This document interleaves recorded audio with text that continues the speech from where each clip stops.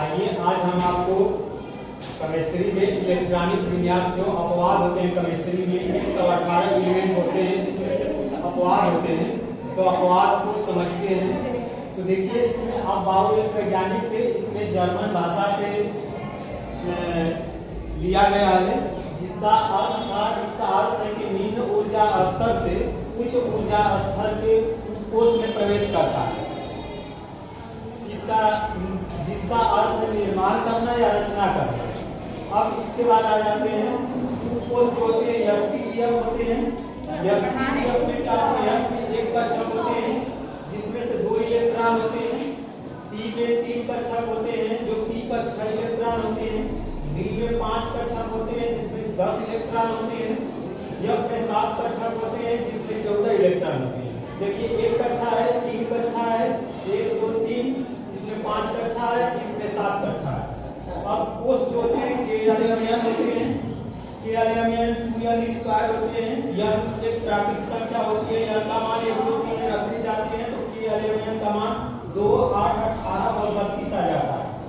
इसके बाद हमको इलेक्ट्रॉनिक विन्यास निकालना रहेगा, तो इलेक्ट्रॉनिक विन्यास जो है उसके निर्माण निम्न ऊर्जा से उच्च ऊर्जा स्तर में इलेक्ट्रॉन कैसे पहुंचते हैं।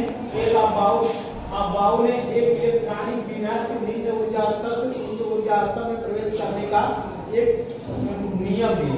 जो नियम पहला आता है 1s square 2s square 2p पर 6 होता है, 3s स्क्वायर 3p पर 6, 4s स्क्वायर 3d पर 10 और p पर 6 हो जाता है 5s स्क्वायर।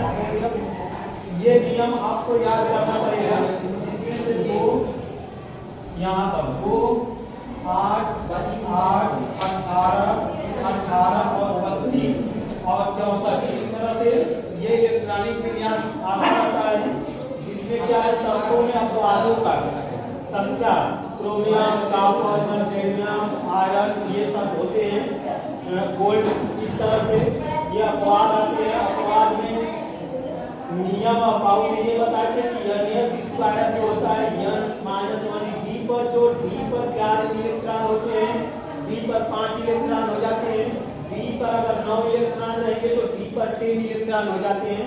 ये नियम d पर अगर 4 इलेक्ट्रॉन है तो d पर 5 हो जाएगा, d पर 9 है तो d पर क्या हो जाता है 10 हो जाता है।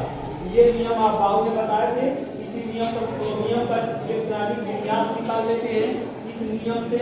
इसके बाद क्या करते हैं 4s स्क्वायर ये 1s square 3s square 2p पर 6 3s स्क्वायर 3p पर 6 4s स्क्वायर 3d पर 4 4s स्क्वायर में 2 इलेक्ट्रॉन भरेंगे। s कक्षा में एक कक्षा होता है, 3d में 5 होते हैं जिसमें देखिए एक पहले एक भरते जाते हैं। ये वाला कक्षा खाली हो गया तो इसमें क्या करेंगे तटस्थ अवस्था मतलब कि निम्न ऊर्जा स्तर से उच्च ऊर्जा स्तर मतलब जाता है। इसमें 4s में 2 इलेक्ट्रॉन है तो 1 इलेक्ट्रॉन हो जाता है और 1 इलेक्ट्रॉन 3d की पावर 4 होता है तो 3d की पावर क्या आ जाता है 5 हो जाता है।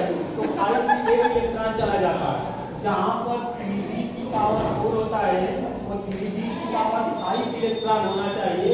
ये अब बाबू ने ये नियम को बताया कि इसको याद रखना पड़ता है। तो उच्च ऊर्जा स्तर में 1 इलेक्ट्रॉन हो गए, यही अयुग्मित इलेक्ट्रॉन की संख्या कहलाता है जिसे अनपेयर्ड इलेक्ट्रॉन कहते हैं। 1 2 3 4 5 6 इस तरह से। तो कॉपर का देखिए 29 है, 29 में 1s square 2s square 2p पर 6 3s स्क्वायर 3p पर 6 4s स्क्वायर 3p पर 9 है तो क्या हो जाता है वो 10 हो जाता है। तो यहाँ पर 3 4s स्क्वायर 3p पर 9 में 2 इलेक्ट्रॉन 2 इलेक्ट्रॉन इसमें 1 इलेक्ट्रॉन है ये मत कर भाई 1 हो जाता है 3d पर 10 चला जाता है। तो ये है अगर 9 है तो 10 हो जाता है, इसमें से 1 इलेक्ट्रॉन निकल जाते हैं, ये उच्च ऊर्जा स्तर में चला जाता है। तो इस तरह से आप बाउ ने बताया कि जो नियम ये इलेक्ट्रॉनिक विन्यास के अपवाद ये सब होते हैं जो अपवाद होते हैं इनका इलेक्ट्रॉनिक विन्यास निकालते हैं। जो ये नियम याद होना चाहिए। अपवाद के लिए D4 से D5 D9 से D6 और 10 हो जाता है। इसी पर हम क्या करते हैं इसका इलेक्ट्रॉनिक विन्यास निकालते समय 1 इलेक्ट्रॉन अगर दूसरे कोष में निम्न स्तर में नहीं भरा जाता है तो क्या करते हैं पहले उसको भर लेते हैं, उच्च ऊर्जा स्तर में चला जाता है।